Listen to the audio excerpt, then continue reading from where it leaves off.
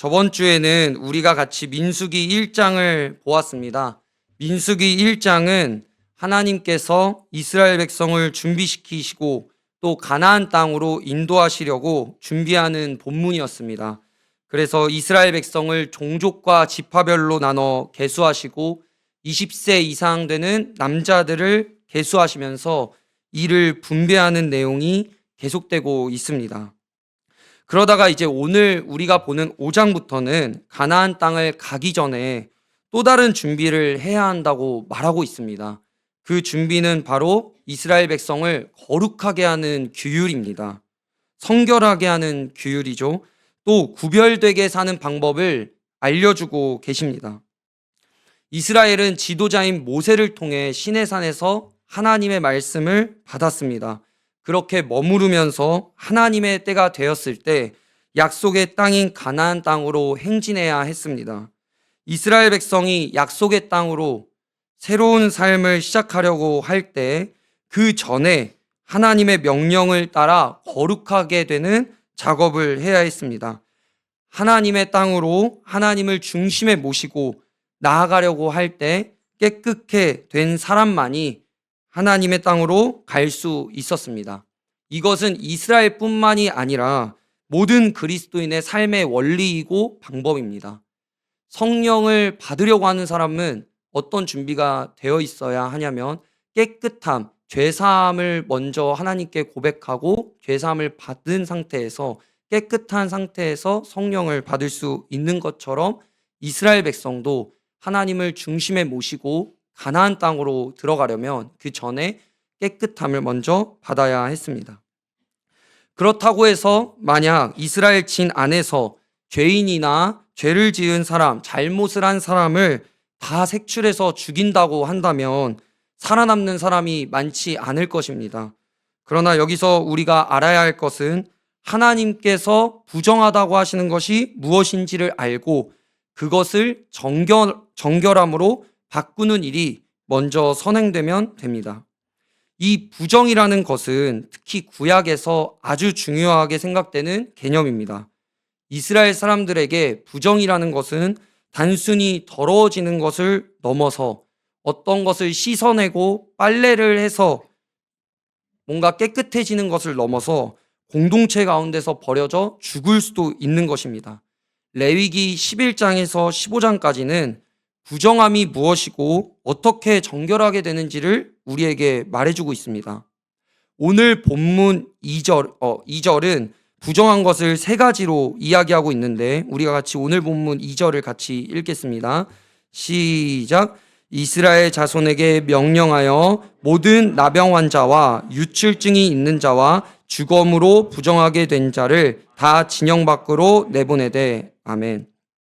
2절을 보게 되면 우리는 이상함을 느낄 수 있습니다. 나병을 걸린 사람은 잘못해서 걸렸다기보다는 본인도 힘들지만 이 병에 걸리게 된 것입니다. 유출병과 혈류증도 마찬가지입니다. 고의적으로 이 병을 걸리는 사람은 없을 것입니다. 또 주검, 시신은 어쩔 수 없이 죽은 사람의 장례를 가게 될 수도 있습니다. 죽음은 늘 우리 곁에 있기 때문입니다. 이 사람들을 생각해 보면 병에 걸린 것도 힘들고 아픈데 이스라엘 진에서 나가야 된다고 말하고 있습니다. 하나님과 함께 할 수 없는 것입니다. 여기서 나병은 한센병이나 문둥병보다는 조금 더 넓게 건선이나 여러 가지 피부 질병 중 하나라고 말하는 학자들도 있습니다. 그러니까 지금 이 시대의 피부병 중에 나병은 이 병이다 라고 말할 수 있는 정확한 병은 없습니다. 그렇기에 더 범위가 넓을 수도 있는 것이죠. 우리가 여기서 보아야 하는 것은 건강한 상태에서 벗어나게 됐다라는 것입니다. 하나님께서 창조한 아름답고 거룩한 것에서 피부병은 표면적으로 벗어난 상태입니다. 혈루증도 생명의 근원인 피를 계속 유출하게 되는 것입니다. 마지막으로 죽음은 하나님이 가장 귀히 여기는 생명하고 대척점에 있는 것입니다. 여기서 말하는 부정함은 더러워지고 내가 잘못한 것이 아니라 창조의 아름다운 상태에서 벗어난 것들을 말하는 것입니다. 아주 엄격한 기준을 말하고 있는 것이죠. 그렇기 때문에 그 거룩한 하나님과 이 창조 질서에서 벗어난 것들은 함께 동행할 수 없는 것입니다. 그래서 하나님은 진 밖으로 다 내쫓으라고 이야기하고 계십니다. 지금 현대를 살아가는 우리에게 이 말씀은, 또 이 일은 굉장히 어렵게 느껴지고 부당하다고 느껴질 수 있습니다. 그러나 그리스도인인 우리는 한편으로 하나님과 함께 한다면, 하나님과 동행한다면 하나님의 그 거룩함을 깊이 생각하고 그것을 기준으로 삼아야 할 때가 있어야 합니다.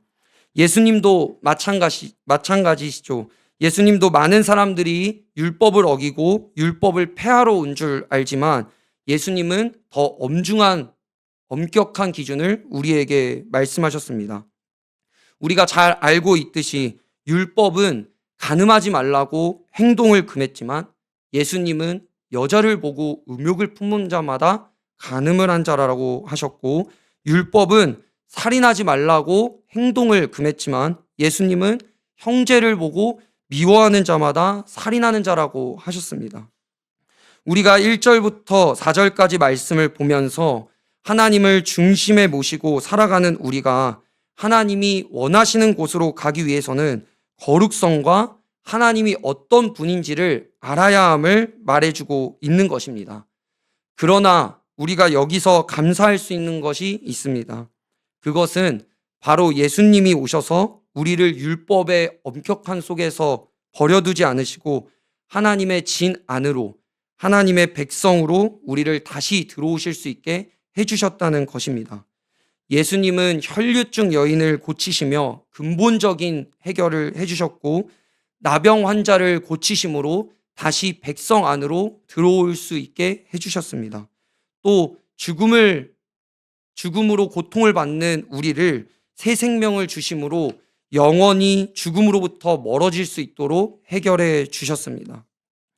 율법의 엄중함과 율법의 기준으로 우리가 끝이 나는 것이 아니라 하나님이 원하시는 것은 근본적인 문제를 해결함으로 우리가 하나님과 동행하고 같이 살 수 있는 것입니다. 그러기에 예수님이 오심이 오늘 우리에게는 너무 감사한 일입니다. 우리는 스스로가 부정하게 되었다고 생각하고 잘못되었다고 생각될 때, 나는 이제 끝이 났고 하나님의 백성으로서 자격을 잃었다고 생각될 때 그 진을 떠나고 교회를 떠나는 것이 아니라 다시 그 하나님의 마음을 깨닫고 그 문제의 근본적인 해결을 해주실 주님 앞으로 나와야 한다는 것입니다. 바라기로는 지금 예배를 드리는 저와 여러분 모두가 한 발짝 한 발짝 하나님께로 더 나아오시는 오늘의 시간이 되기를 소원합니다. 우리는 지금까지 1절부터 4절까지를 보면서 공동체의 거룩성을 보고 하나님과 행진해야 하는 사람들의 규율을 보았다면 5절부터 10절은 고의적인 죄에 대해 이야기하고 있습니다. 남의 것을 훔친다든지 빼앗다든지 바닥에서 물건을 주웠다는 것도 고의적인 죄로 보고 있습니다. 또 레위기를 보니까 사람의 노동을 착취하는 것까지도 죄이다라고 말하고 있습니다.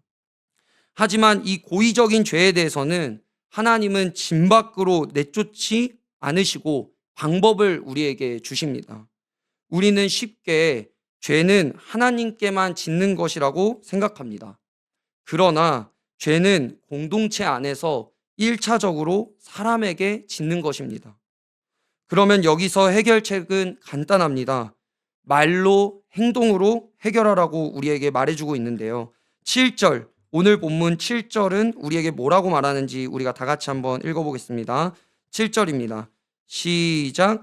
그 지은 죄를 자복하고 그 죄의 값을 온전히 갚되 5분의 1을 더하여 그가 죄를 지었던 그 사람에게 돌려줄 것이요. 아멘. 1절에서 4절까지의 나병이나 죽음을 가까이 한 자나 유출병 환자는 진 밖으로 내쫓았습니다. 그러나 5절에서 10절의 죄는 그 사람에게 찾아가서 내가 너한테 잘못했다라고 말로 용서를 구하라는 것입니다. 하나님께만 회개하는 것이 아니라 사람에게도 회개하라고 말하고 있습니다. 이 다음에는 어떤 행동을 합니까? 가져온 것에 5분의 1을 더해서 주라고 말하고 있습니다. 다시 돌려주라고 말하고 있는 것이죠. 모든 것을 원래대로 회복하라고 말하고 있습니다. 오늘 본문은 1절부터 같은 이야기를 하고 있습니다. 피부병도 원위치로 돌아와야 하고 유출병도 피를 멈추고 건강한 상태로 돌아와야 합니다. 죽음도 생명으로 돌아와야 하고 물건을 가지고 왔던지 훔쳐왔던지 주워왔던지 그것도 다시 제자리로 돌려 놓아야 된다고 우리에게 말하고 있습니다. 하나님께서는 만약 그 돌려줄 사람을 못 찾았다면, 그 사람이 죽었다면 친척에게까지 보상을 해야 한다고 말하고 있습니다. 여기서 그 친척이 죽었거나 그 친척까지 못 찾게 된다면 하나님에게라도 갚으라고 말씀하십니다. 우리는 흔히 마음속으로 주님께 범죄했습니다, 용서하셨죠? 됐죠? 라고 하는 것이 아니라 분명히 성경은 우리에게 말과 행동으로 표현하라고 말씀하고 계십니다. 죄를 지은 사람이 있다면 그 사람에게 말을 하고 5분의 1을 더해서 돌려주고, 그 사람이 없다면 친척에게 돌려주고, 친척이 없다면 하나님에게라도 갚으라고 강하게 말씀하고 계십니다. 여기서 우리는 오늘 이 말씀을 보면서 그리스도인의 자세와 태도를 살펴보아야 합니다. 우리가 범죄했다면 그 범죄함으로 마음이 상한 사람에게 가서 먼저 용서를 구하고, 용서를 받은 다음 보상해야 할 일이 있다면 보상하고 원상태로 돌려놓아야 한다고 말하고 있습니다. 구원을 받고 신앙의 성숙이 있는 사람은 다른 사람에게 행동까지도 신경 써야 합니다. 저를 가르쳐 주신 선생님 중 한 분은 저에게 사람이 하나님에게 어떻게 하는지를 보려면 그 사람이 다른 사람에게 어떻게 행동하는지를 보면 된다고 말씀해 주셨습니다. 하나님께는 잘하는데 사람에게는 못하는 그리스도인이 있습니다.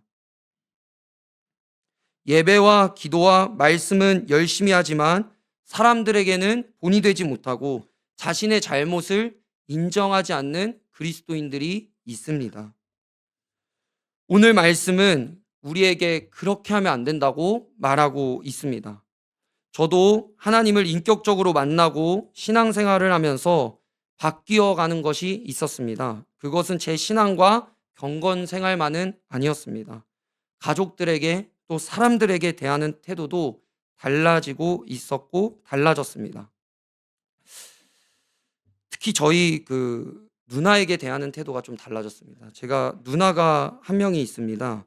연년생인데 저희 누나의 성격이 아주 좋습니다. 아주 좋고 대단합니다. 대단한데 저와 중고등학교 때 저와 싸우면 물건을 자꾸 밖으로 하나씩 던집니다. 그래서 한 번은 비가 오는 날이었습니다. 그날도 싸웠는데 제 물건을 하나씩 밖으로 창문으로 던지는 겁니다. 가방, 옷, 제 물건들. 그래서 제가 굉장히 당황해서 굉장히 크게 싸웠던 기억이 있습니다. 그런데 제가 점점 뭔가 신앙생활을 하면서 저희 누나에게 사과하기 시작했습니다. 이게 여러분들에게 얼마나 크게 다가오실지 모르겠지만 저에게 가장 큰 변화 중 하나입니다. 제가 처음에는 이렇게 미안해 이렇게 했지만 조금씩 진심으로 자연스럽게 먼저 사과하는 모습이 되었습니다. 예배 전에 형제와 싸움이 있다면 화목하고 그 후에 와서 예물을 드리라는 말씀처럼 저는 가족들과 친구들에게 예배 전에 싸움이 있거나 제가 잘못한 게 있으면 너무 불편해지기 시작했습니다. 그리고 그 말씀이 기억나면서 먼저 사과를 하고 잘못을 구하는 모습이 제 안에서도 생겼습니다. 우리는 이 말씀을 보면서 공동체의 관계성 회복을 보아야 합니다. 무슨 이야기냐면 지금 이스라엘 백성은 가나안 땅으로 나아가게 됩니다. 그럼 그 약속의 땅에서 무엇을 하게 됩니까? 전쟁을 하게 되죠. 전쟁을 하게 되면 탈취물이 생기게 됩니다. 그런데 그 탈취물을 나눠 가지는 과정에서 탈취물을 가져가는 과정에서 이런 규율이 없다면 누군가의 것을 훔칠 수도 있고 관계를 올바르게 가져갈 수가 없게 됩니다. 관계가 만일 올바르지 못하다면 하나가 되지 못하고 하나가 되지 못한 공동체는 같이 갈 수가 없게 됩니다.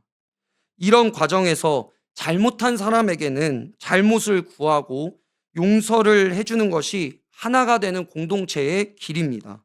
그리스도인은 이런 삶을 살아야 한다는 것입니다. 이것이 오늘 본문이 우리에게 말하고 있고 가르쳐주는 삶입니다.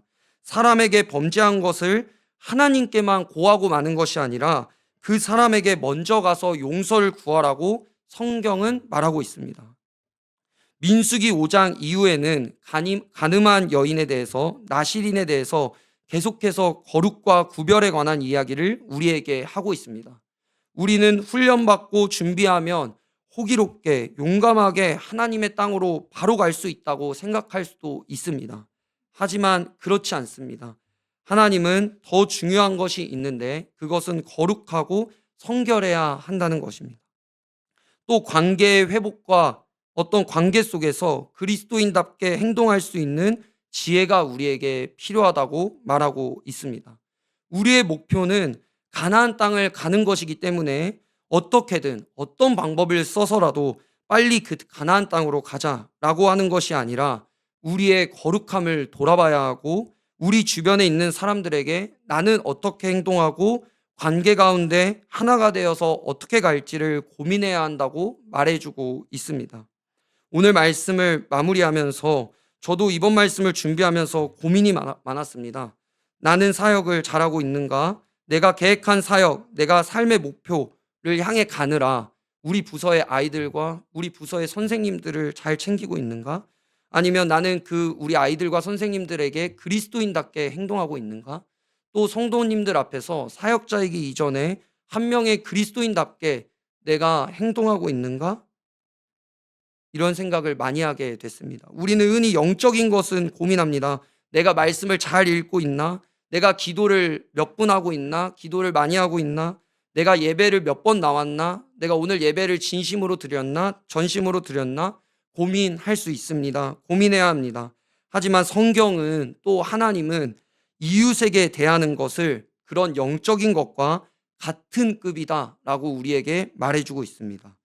바라기로는 우리가 오늘 더 주변 사람들을 의식하자는 것이 아니라 사람들과의 관계 가운데 더욱 하나님께서 지혜를 주셔서 말 한마디, 행동 하나로 주변 사람들을 시험 들지 않게 해달라고 기도하는 시간이 되기를 원합니다.